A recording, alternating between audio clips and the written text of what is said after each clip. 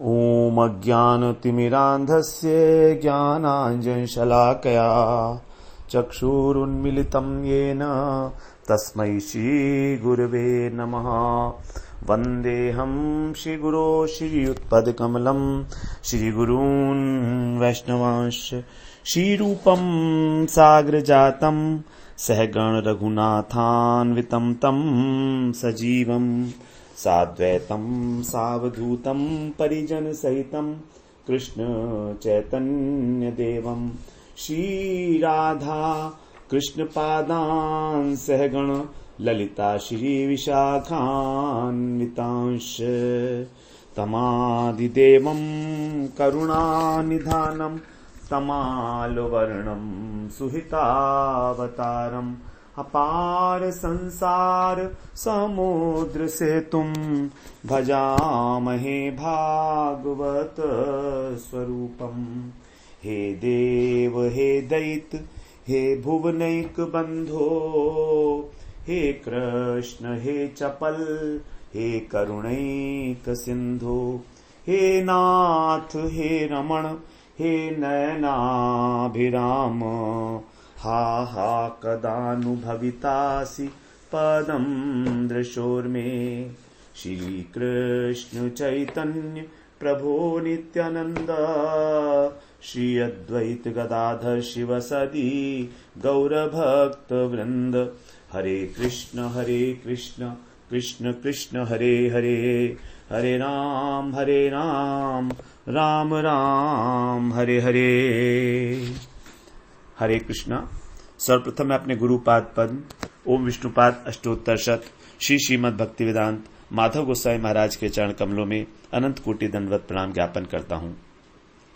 हम लोग श्रीमद् भागवत पुराण में अष्टम स्कंध जो मनवंतर लीला है उसका श्रवण कर रहे हैं। उसमें हम वामन भगवान का आविर्भाव हुआ है और वो किस प्रकार जो है राजा बलि के पास 3 पग पृथ्वी मांगते हैं, तो इसका हम लोग 19वें अध्याय में श्रवण कर रहे हैं। इसके अंदर भगवान जब बलि महाराज ने कहा उनसे कि आप कुछ भी मांग लीजिए जो भी आपके लिए आवश्यक है वस्तु, क्योंकि आप जो हैं ब्रह्मचारी हैं और मेरे यज्ञ में आए हैं, तो भगवान ने जो है बड़ी सुंदर रूप से उनकी प्रशंसा की, उनके वंश की परंपरा की, वंश की प्रशंसा की कि आप जो हैं बड़े ऐसे वंश के अंदर आए हैं जहां पर प्रहलाद जी जैसे भक्त उत्पन्न हुए हैं।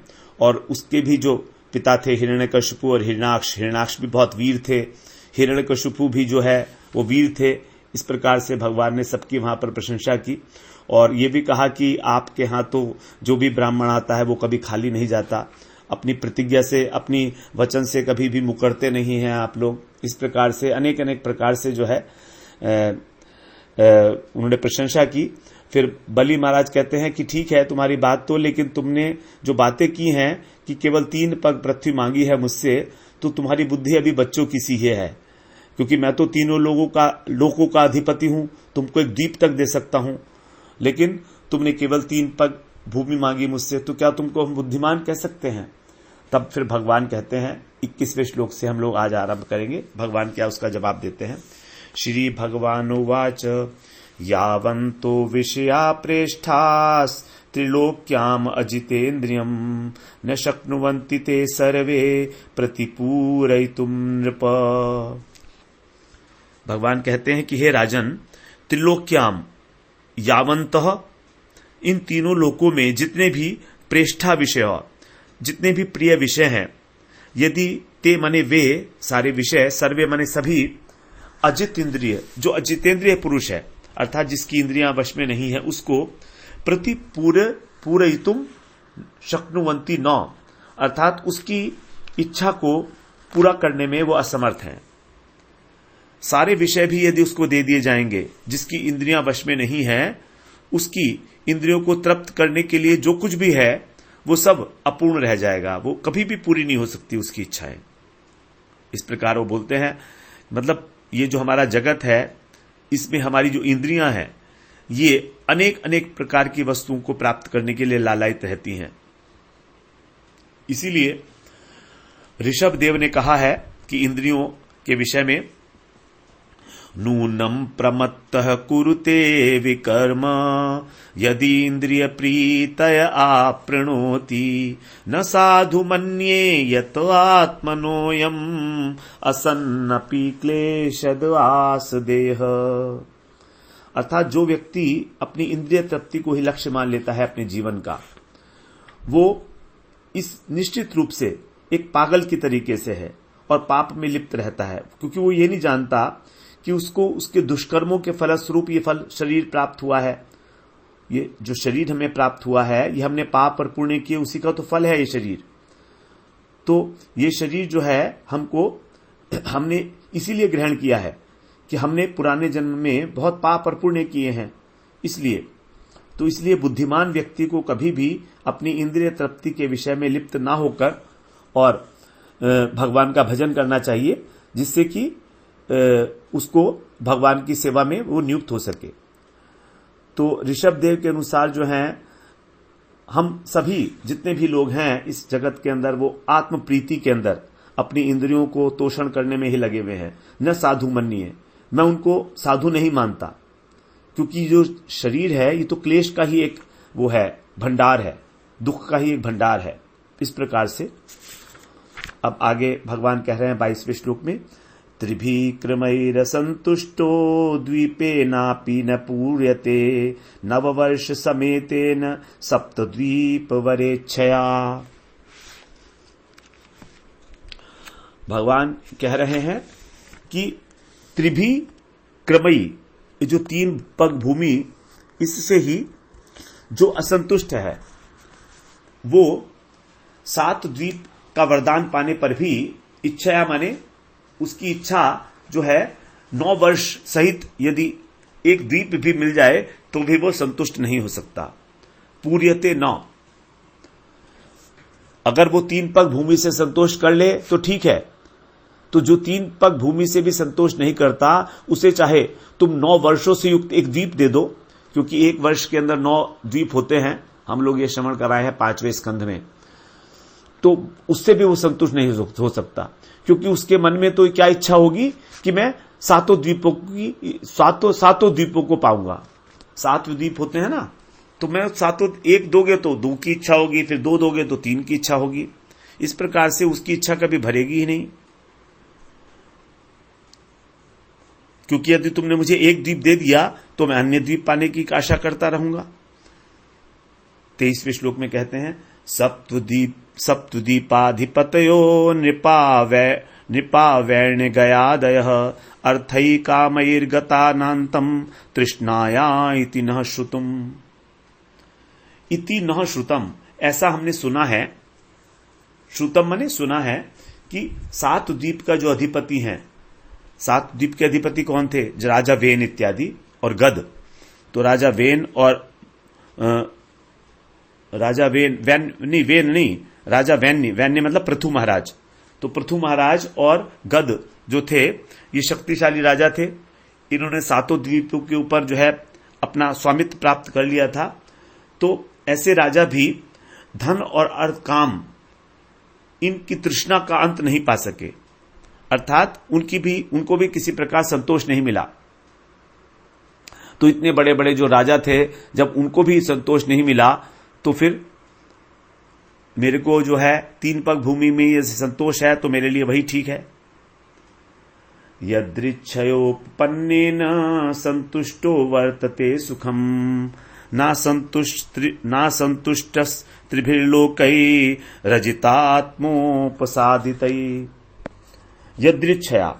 यदृच्छया माने अपने प्रारब्धवश जो भी मिल जाए, उपपन्नेन अपने आप से जो प्राप्त हो जाए, उसमें ही संतुष्ट रहने वाला सुखम वर्तते, सुखपूर्वक रहता है। जो भी मिल जाए उसमें वो उसी में सुख मानता है। ऐसा व्यक्ति ही सुखी हो सकता है जो सब प्रकार से जो भी उसको प्रारब्ध के अनुसार मिल जाता है उसको स्वीकार कर लेता है। और जो असंतुष्ट है, जो अजितेंद्रिय है, जिसकी इंद्रियां वश में नहीं है, वो तीनों लोगों को मिलने पर भी न उपसादितई माने मिलने पर भी न माने सुखी नहीं होता। तो उसको सुख मिलने का कोई प्रश्न ही नहीं है, क्योंकि उसकी जो इंद्रियां हैं वो उसके वश में ही नहीं है। प्रहलाद महाराज ने भी जो है यही उपदेश दिया था 7वें स्कंध में 6ठे अध्याय का 3रा श्लोक, सुखम ऐन्द्रियतकम दैत्या देह योगेन देहिनाम सर्वत्र लभ्यते दैवात यथा दुखम अयत्नतः। अर्थात कह रहे हैं कि जो कुछ हमको सुख मिलता है वो हमारे पूर्व जन्म के अनुसार मिलता है और बिना किसी प्रयास के मिलता है, जैसे कि दुख भी हमें बिना किसी प्रयास के ही मिलता है। तो हम दुख के लिए किसी प्रकार का कोई प्रयास तो करते नहीं है, लेकिन फिर भी मिलता है। उसी प्रकार से चाहे सुख के लिए प्रयास करो या ना करो, यदि सुख मिलना है प्रारब्ध के अनुसार तो मिलेगा ही मिलेगा। इसलिए उसके लिए प्रयत्न करने की कोई आवश्यकता नहीं है। जितना हमको विशेष प्रयास के बिना ही मिल जाए वही हमारे लिए लाभकारी है। पुंसो अयम संसृते हेतु रसंतोषोर्थ कामयो यदृच्छयोपपन्नेन संतोषो मुक्तये स्मृतः। अर्थ और काम, धन और भोग, इनके संबंध में जो असंतोष है वो अयम पुंसः, यह पुरुष के संसृते हेतु, जन्म और मरने का कारण है।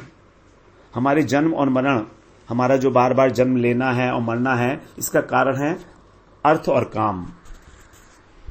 यदृच्छया उपपन्नेन, और जो अपने आप से मिल जाए, प्राप्त हो जाए, उसमें संतोष कर लेना मुक्तये स्मृतः, मुक्ति का हेतु है। तो हमारे बार बार जन्म और मृत्यु का कारण यही है, अर्थ और काम। हमारे पास और अधिक अर्थ आए, हमारी कामनाएं बढ़ती चली जाएं, भोग हम करते चले जाएं, यही धन पाने की इच्छा और कामनाओं की पूर्ति। यदृच्छया लाभ संतुष्टस्, यदृच्छया लाभ तुष्टस्य तेजो विप्रस्य वर्धते तत्प्रशाम्यत्य संतोषा दंभ सेवा शुशुषणी। यदृच्छया, अपने आप से ही जो लाभ से संतुष्ट हो जाने वाला है, उस ब्राह्मण का, विप्रस्य माने उस ब्राह्मण का, तेजः वर्धते, उसका तेज बढ़ता है। उसका जो तेज है, आध्यात्मिक शक्ति है, उसकी बढ़ती चली जाती है। और असंतोषात, और यदि वो असंतोष से उसका जो तेज है वो अंभसा, अंभसा का मतलब है पानी से, पानी से शुशुक्षणी, पानी से सींचे हुए की भांति इवाशु प्रशाम्यति, क्षीण होता चला जाता है। जैसे पानी छिड़कने से अग्नि की ज्वलन शक्ति नष्ट हो जाती है, शांत हो जाती है, उसी प्रकार से ब्राह्मण का जो तेज है वो भी नष्ट हो जाता है धीरे धीरे, अगर असंतुष्ट है तो ब्राह्मण का तेज तभी बढ़ता है जब उसको जो भी प्राप्त हो उसमें संतोष कर लेता है। ये बड़ी इंपॉर्टेंट बातें यहां पर बताई जा रही हैं संतोष के विषय में। यही हमारा कारण है। यदृच्छया लाभ तुष्टस्य तेजो विप्रस्य वर्धते तत्प्रशाम्यति असंतोषात अंभसा, अंभसा एव आशु शुक्षणी, तुरंत ही उसका जो तेज है वो क्षीण होता चला जाता है, प्रशाम्यति। तस्मात् त्रीणि पदान्येव वृणे त्वद्वर्ष वरदर्शभात् एतावतैव सिद्धो अहम वित्तम यावत् प्रयोजनम। तस्मात्, इसलिए, त्वत् माने तुम, वरद ऋषभात, वर देने वालों में जो श्रेष्ठ हो उससे, त्रीणि पदानी, 3 पद भूमि ही, एव माने ही, वृणे माने मैं मांगता हूं, यावत प्रयोजनम, मेरा जितना प्रयोजन है, एतावता एव, इतने से ही, वित्तम अहम सिद्ध, इतने ही धन से मैं सफल हो जाऊंगा। तो यहां पर जो भूमि है उसको कहा है ये धन है, मेरा काम इतने से ही हो जाएगा, क्योंकि धन उतना ही संग्रह करना चाहिए जितनी उसकी आवश्यकता है। जो आवश्यक है उससे हमें संग्रह कर लेना चाहिए और उससे संतोष कर लेना चाहिए। तो आप केवल मुझे 3 पग भूमि दे दीजिए और मैं प्रसन्न हो जाऊंगा। इस प्रकार से भगवान ने जो है जस्टिफाई किया अपनी बात को कि वो 3 पग भूमि ही केवल क्यों मांग रहे हैं। अब सुखदेव जी कह रहे हैं, श्री शुक उवाच इत्युक्तः स हसन्नाः वाञ्छतातः प्रतिगृहीताम् वामनाय महिम दातुम जग्राहा जल भाजनम। इति उक्तः, ऐसा कहने पर सौ माने वह बलि, हसन माने हंसते हुए बोला, वांछताः इच्छानुसार, प्रतिग्रहीताम दान ले लो, बहुत अच्छा, तुम जो इच्छा है तुम्हारी तुम उसी को प्राप्त करो।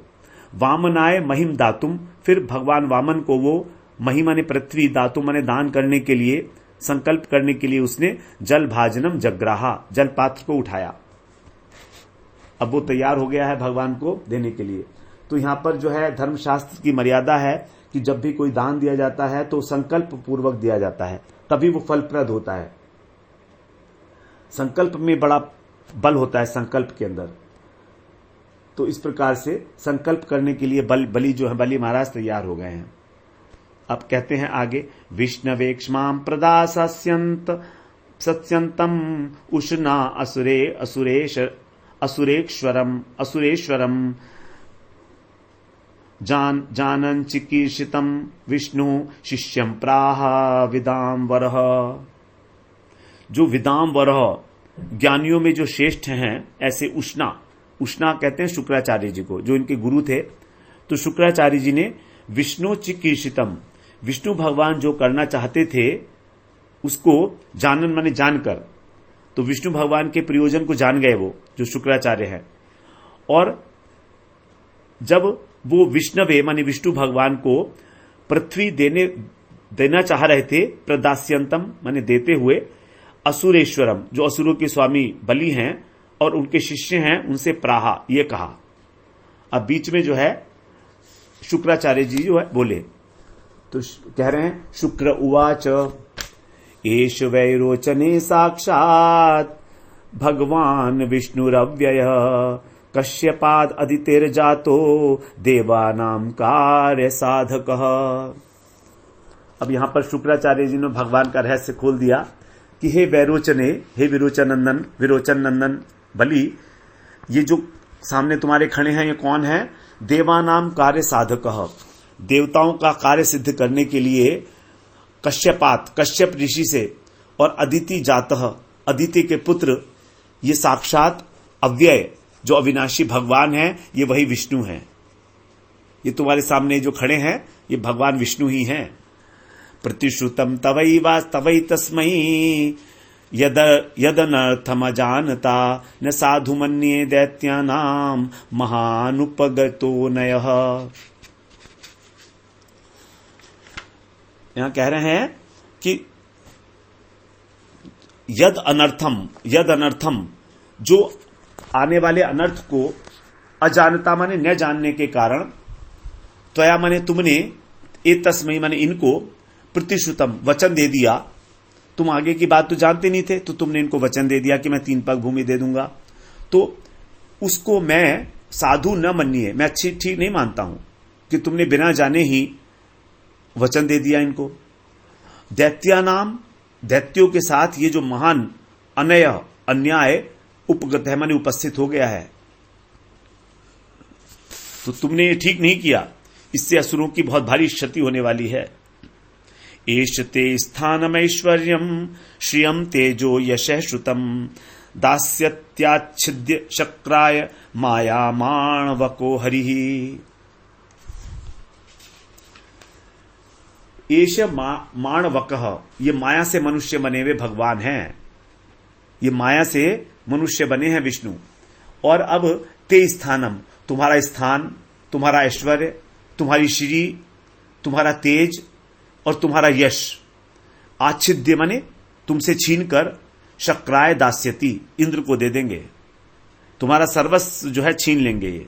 क्योंकि यहां पर इनके का शब्द प्रयोग किया गया हरि, हरि का मतलब है जो हरण कर लेते हैं।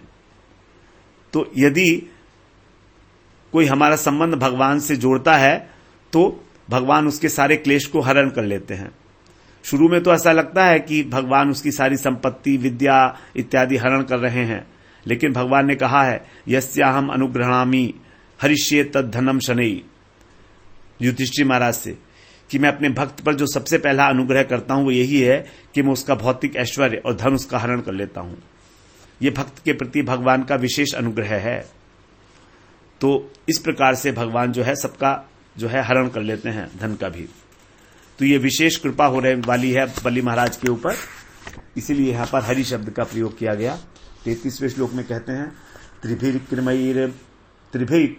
त्रिभिक्रमैर्मान लोकान विश्वकाय क्रमिष्यति सर्वस्वं विष्णवे दत्वा मूढ़वर्तिष्य से कथम। ये जो भगवान है ये कौन है? विश्वकाय अर्थात विश्वरूप।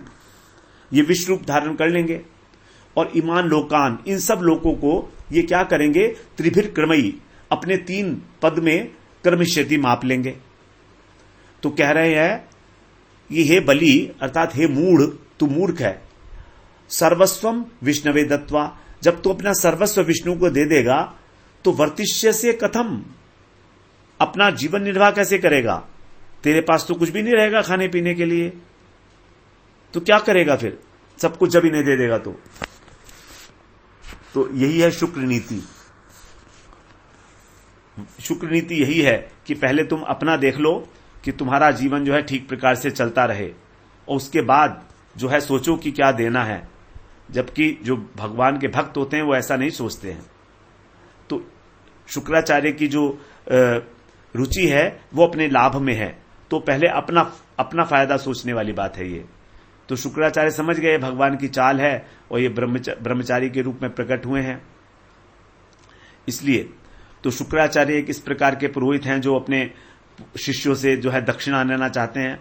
तो कहते हैं बलि से, यदि तूने इसको सब कुछ दे दिया तो तू अपने लिए भी जीवन निर्वाह नहीं कर सकता, फिर मेरा क्या होगा? मैं भी तो तेरे से ही जो है जो धन इत्यादि कलेक्ट करता हूं, तो हम सबका क्या होगा फिर जब तुम इनको दे दोगे? तो क्रमतो गाम पदैकेन द्वितीयेन दिवम विभो खम चकायेन महता तार्तीयस्य कुतो गति।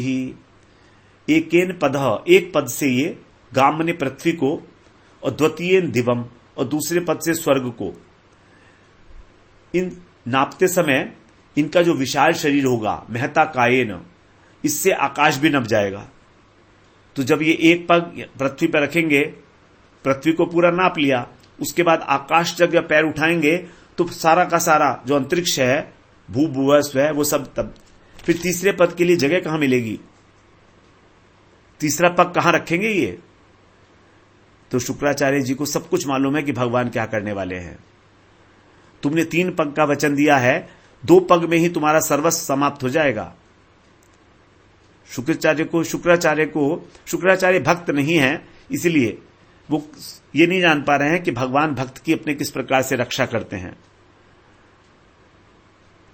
तो इस प्रकार शुक्राचार्य अपनी एक सांसारिक दृष्टिकोण से ऐसा सोच रहे हैं कि यदि इन्होंने ब्रह्मचारी को वचन अपना पूरा किया तो फिर अपना वचन भी पूरा नहीं कर पाएंगे ये, और वचन पूरा ना करने होने से इनकी जो है ख्याति भी नष्ट हो जाएगी। तो बहुत सारे खतरे हैं जो शुक्राचार्य उनको सब आगे के घटनाओं के विषय में बता रहे हैं। ये सब जो है शुक्र नीति के अंदर आता है। शुक्र नीति का उद्देश्य यही है कि हम अपने जीवन को किस प्रकार खुशहाल और अपनी इंद्रियों को सुख रख सकें, तृप्त कर सकें, यही शुक्र नीति है। अब आगे कह रहे हैं 35वें श्लोक में, निष्ठाम ते नरके मन्ये ह्य प्रदातु प्रतिश्रुतम प्रतिश्रुतस्य योनिशः प्रतिपादयितुम भवान। अब आगे की और बता रहे हैं कि क्या गति होगी तुम्हारी। भवान माने तुम, प्रतिश्रुतस्य प्रतिज्ञा करके, और प्रतिपादयितुम उसको पूरा करने में, अनीशः, अनीश का मतलब है, ईश का मतलब होता है समर्थ, अनीश का मतलब समर्थ ना होना। तो जब तुम समर्थ नहीं होंगे तो क्या होगा फिर?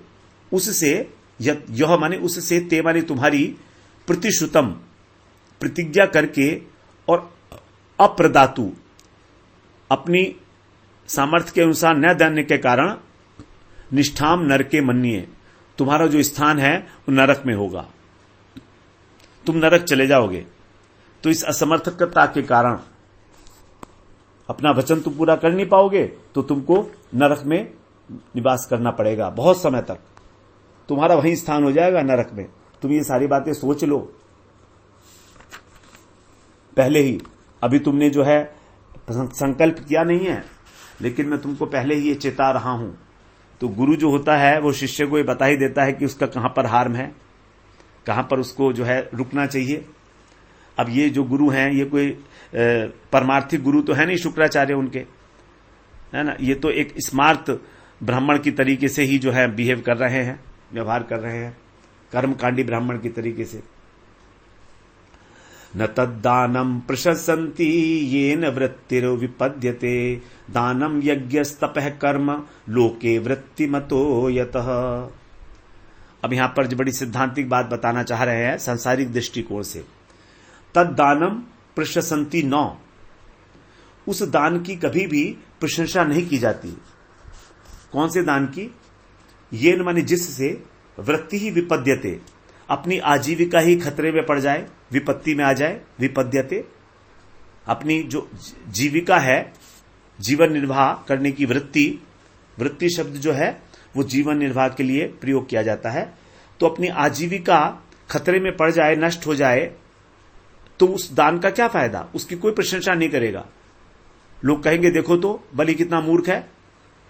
यतः, क्योंकि इस लोक में, संसार में दान, यज्ञ, तप और कर्म ये क्या है? वृत्ति मतः।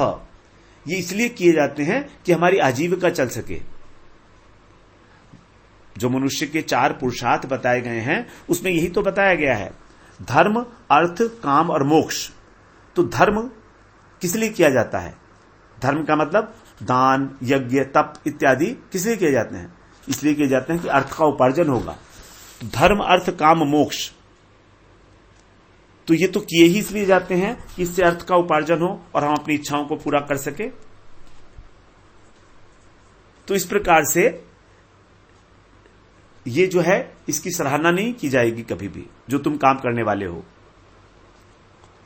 अब आगे कह रहे हैं 37वें श्लोक में, धर्माय यशसेर्थाय कामाय स्वजनाय च पंचधा विभजन वित्तम इहा मूत्र च मोदते। यहां पर जो है कर्म मीमांसा उसके विषय में बताया जा रहा है। कर्म कांड के अंदर क्या क्या प्रावधान दिए गए हैं शास्त्रों के अनुसार। ये बातें सब सारी हैं शास्त्रों में, ऐसा नहीं है कि गलत बोल रहे हैं, लेकिन भक्त के लिए कोई भी एप्लीकेबल नहीं है। भक्ति सबसे ऊपर है। धर्माय माने धर्म के लिए, यश से माने यश के लिए, और अर्थाय माने फिर दोबारा से धन कमाने के लिए, और कामाय माने कामना की पूर्ति करने के लिए, और स्वजनाय माने अपने संबंधी लोगों के लिए। 5 प्रकार के डिविजन्स बताए धन के, कैसे करना चाहिए हमको अपनी संपत्ति का 5 भाग में विभाग। धर्म के लिए एक भाग 20%, यश के लिए एक भाग, समाज में प्रतिष्ठा इत्यादि के लिए, फिर दोबारा से धन कमाने के लिए, फिर अपने उपभोग के लिए, अपनी इच्छाओं को पूरा करने के लिए, और अपने संबंधियों की इच्छाओं को पूरा करने के लिए 20-20% जो है। इस प्रकार वित्तम, इस प्रकार धन को पंचधा माने 5 भागों में, विभजन माने बांट कर, जो बांटने वाला है वो यह लोके, इस लोक में, और अमूत्र माने परलोक में, मोदते माने आनंद प्राप्त करता है। तो एक भाग धर्म के लिए, दूसरा यश के लिए, तीसरा जो है, और आगे यह धन कमाने के लिए अथवा ऐश्वर्य के लिए कह लीजिए, और अथवा बिजनेस में, और उसमें बिजनेस में डालने के लिए, और इंद्रिय तृप्ति के लिए, और कुटुंबी के भरण पोषण के लिए। तो लेकिन वर्तमान समय तो ये वाली जो नियम है ये भी फॉलो नहीं किया जाता है। सभी सारा का सारा धन हम अपने लिए और अपने परिवार के लिए तुष्टि में ही खर्च करते हैं। रूप गोस्वामी ने अपने उदाहरण के द्वारा ये शिक्षा दी थी कि 50% जो धन है उसको कृष्ण के लिए देना चाहिए, 25% अपने ऊपर, और 25% कुटुंबीजनों के ऊपर खर्च करना चाहिए। ये भक्ति परक जो धन का डिवीजन है वो इस प्रकार से होना चाहिए। 50% कृष्ण के लिए, गुरु के लिए, भगवदीय वस्तुओं के लिए, 25% अपने लिए, और 25% कुटुंबी के लिए। तो इस प्रकार से यदि हम धन का डिवीजन करते हैं तब हमको भक्ति का फल मिलता है। 38वें श्लोक में कह रहे हैं, अत्रापि बहवरिचै गीतम शृणु मे सुर सत्तम सत्यमोमिति यत्प्रोक्तम यत्नेत्यानृतम हि तत्। हे असुर सत्तम अर्थात असुरों में अत्यंत श्रेष्ठ, अत्र माने इस संबंध में, ये जो चर्चा चल रही है हमारी दान के विषय में, इस संबंध में भी जो ऋग्वेद है, बहुव ऋचई, ऋचई माने ऋग्वेद, तो ऋग्वेद की जो श्रुतियां है उसमें जो गीतम माने जो कहा गया है वो मैं सुन, मुझसे सुनो। ऋग्वेद में क्या कहा गया है? साक्षी मतलब प्रमाण मैं तुमको दे रहा हूं कि ऋग्वेद में यह कहा गया है। क्या कह रहे हैं? ओम इति यत प्रोक्तम, यदि तुमने ओम कहा और ऐसा कहा तो जो चीज स्वीकार की जाए ओम कहकर वो सत्य है, और यत नेति, और जो नहीं है उसको आहा इस प्रकार से कहा जाए वो झूठ है। तो अर्थात यहां पर यह कहने का मतलब है कि वो वचन जिसके आरंभ में ओम शब्द हो वो सत्य है, और अगर आरंभ ओम से नहीं हो रहा है तो वो असत्य होती है। ऐसा ऋग्वेद में कहा गया है, ऋग्वेद की श्रुतियों का ये कहना है। अर्थात यदि कोई मांगने आए और हमने बोल दिया ओम, तो इसका मतलब है कि हमने उसकी बात स्वीकार कर ली। जैसे एक ने हमसे पूछा दही है आपके पास, तो दूसरे ने उत्तर दिया ओम, इसका मतलब है हां दही है। जैसे हिंदी में हम बोलते हैं हाँ जी, उसी प्रकार संस्कृत में कहा जाता है ओम। ये ऋग्वेद की एक श्रुति के अंदर स्टेटमेंट है। तो यदि ओम कह दिया तो इसका मतलब है हां ठीक है, जो तुम कह रहे हो वो ठीक है। तो अगर तुम इस प्रकार की व्यवस्था जो है ऋग्वेद में की गई है, तो मनुष्य इस बात को ध्यान में रख के ही अपने जीवन के काम में कर ले। तो ओम यदि कह दिया तुमने, तो इसका मतलब यह है कि तुमने वो बात को स्वीकार कर लिया। अब आगे प्रमाण दे रहे हैं शास्त्रों का अपनी बात को जस्टिफाई करने के लिए। अब आगे बता रहे हैं 39 श्लोक में, सत्यम पुष्प फलम विद्यात् आत्मवृक्षस्य गीयते वृक्षे जीवति तन्न स्यादनृतम मूलमात्मनः। आत्मवृक्षस्य, ये जो आत्म मतलब यहां पर शरीर है, तो जो शरीर रूपी वृक्ष है इसका सत्यम, सत्य को इस शरीर रूपी वृक्ष का पुष्प और फल समझो। तो जो हमारा शरीर है ये,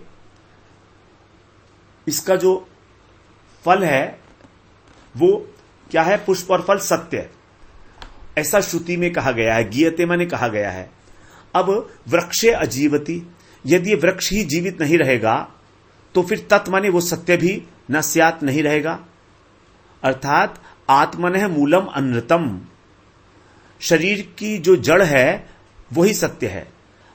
यहां कहने का तात्पर्य यह है कि यदि शरीर है तभी तो सत्य का निर्वाह करोगे, यदि शरीर ही नहीं रहा तो फिर सत्य कहां का? तो जो शरीर रूपी वृक्ष है इसके अंदर इसका जो वास्तविक फल है, इसका जो फल और फूल है वो, और यदि ये वृक्ष नहीं रहेगा तो फल फूल होने की कोई संभावना नहीं है। यहां तक कि यदि ये शरीर असत्य की नींव पे टिका है तो भी शरीर रूपी वृक्ष के बिना जो फल फूल नहीं हो सकते। तो इस शरीर में कहने का मतलब यह है कि इस शरीर में असत्य के बिना असली सत्य भी विद्यमान नहीं रहेगा। थोड़ा सा असत्य मिला है इसके अंदर, बिना असत्य के शरीर नहीं टिकेगा। तो इसलिए यहां कह रहे हैं कि शरीर रूपी वृक्ष का सत्य जो है, तो यहां इनके कहने का यह तात्पर्य है कि केवल सत्य से ही अगर तुम शरीर निर्वाह करना चाहोगे तो नहीं हो पाएगा, थोड़ा सा उसमें असत्य जोड़ना पड़ता है यह समझाने के लिए। सत्य के दोष और असत्य के गुण ये बताए जा रहे हैं यहां पर, कि असत्य भी थोड़ा आवश्यक है इस जीवन में जीवन निर्वाह करने के लिए। लेकिन ये जो बताई जा रही है बातें, ये जो है ग्रहणीय नहीं है। बलि महाराज इसको बिल्कुल जो है एक्सेप्ट नहीं करेंगे। अब आगे कह रहे हैं, तद यथा वृक्ष उन्मूल शुष्यति उद्रते चिरात एवं नष्टानृतः सद्य आत्मा शुष्येन संशय। यत् तत् यथा, जैसे कि वृक्ष जड़ से उखड़कर अचिरात माने शीघ्र ही शुष्यते सूख कर और उद्वर्तते गिर जाता है, उसी प्रकार से यदि असत्य नष्ट हो जाए, अनृतम माने असत्य नष्ट हो जाए यदि, तो क्या होगा?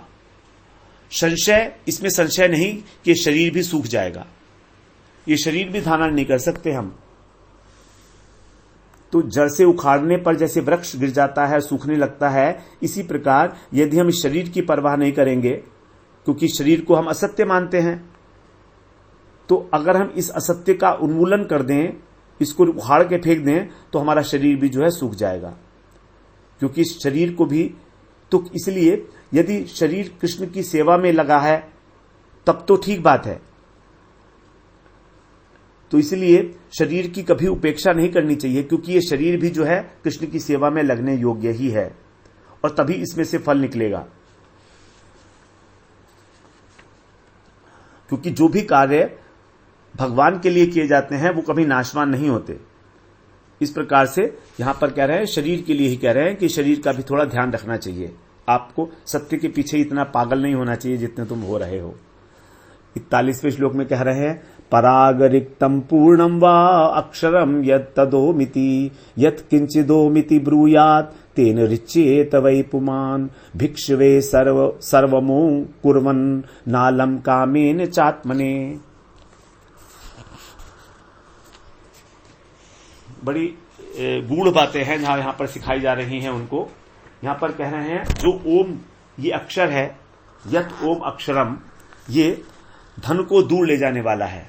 क्योंकि कह दिया आपने, हां स्वीकार कर लिया, और रिक्तम वा पूर्णम, और खाली कर देगा तुमको या अधूरा कर देगा। तो यदि तुमने कह दिया हां दूंगा, तो इस प्रकार से उस वस्तु से तुम रिक्त हो जाओगे। और याचक को सब कुछ देना स्वीकार जो कर लेता है, जो अपने उपभोग के लिए कुछ भी नहीं कर रखता है, वो, इसके साथ आगे का अन्वय है ना, तो इसके साथ आगे हम समझेंगे कि आपने कह दिया कि हां मैं दे दूंगा, तो क्या होगा? तुम्हारा जो धन है तुमसे दूर चला जाएगा। तो जो ऐसा कहता है वो धन से खाली हो जाता है, और याचक को सब कुछ देना स्वीकार कर लेता है, अपने भोग के लिए कुछ सामग्री नहीं रख सकता। इसके विपरीत अब 42वें श्लोक में कह रहे हैं, अथ एतत् पूर्णम अभ्यात्मम यच्च नयेत अनृतम वचः सर्वम नेत्यनृतम ब्रूयात् स दुष्कीर्ति श्वसन्मृतः। और जो इसकी विपरीत ये कहता है कि मैं नहीं दूंगा, तो वो अपने धन की सुरक्षा कर लेगा और उसको पूरा कर लेगा। इसीलिए ऐसा सब समय नहीं करना चाहिए।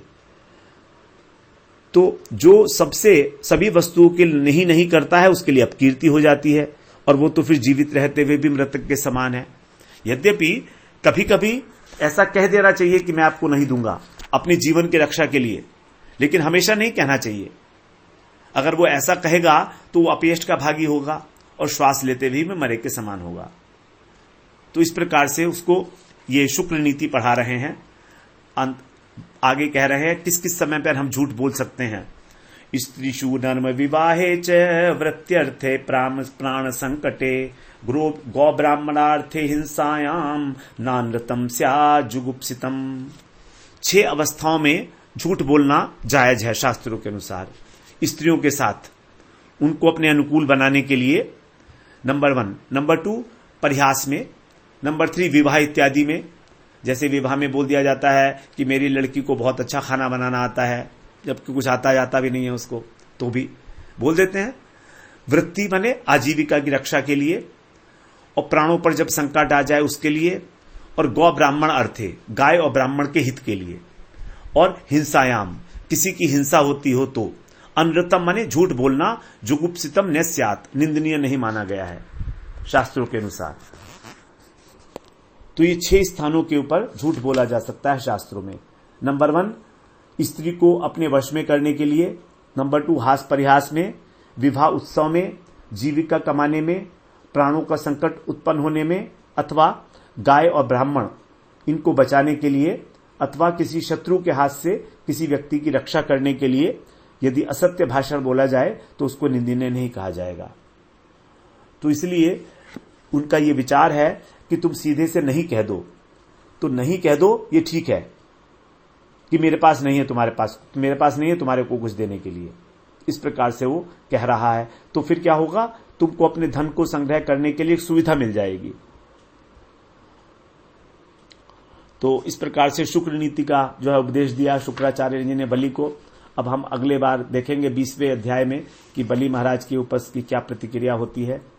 वांछा कल्पतरुभ्यश्च कृपा सिंधुभ्य एव च पतितानां पावनेभ्यो वैष्णवेभ्यो नमो नमः।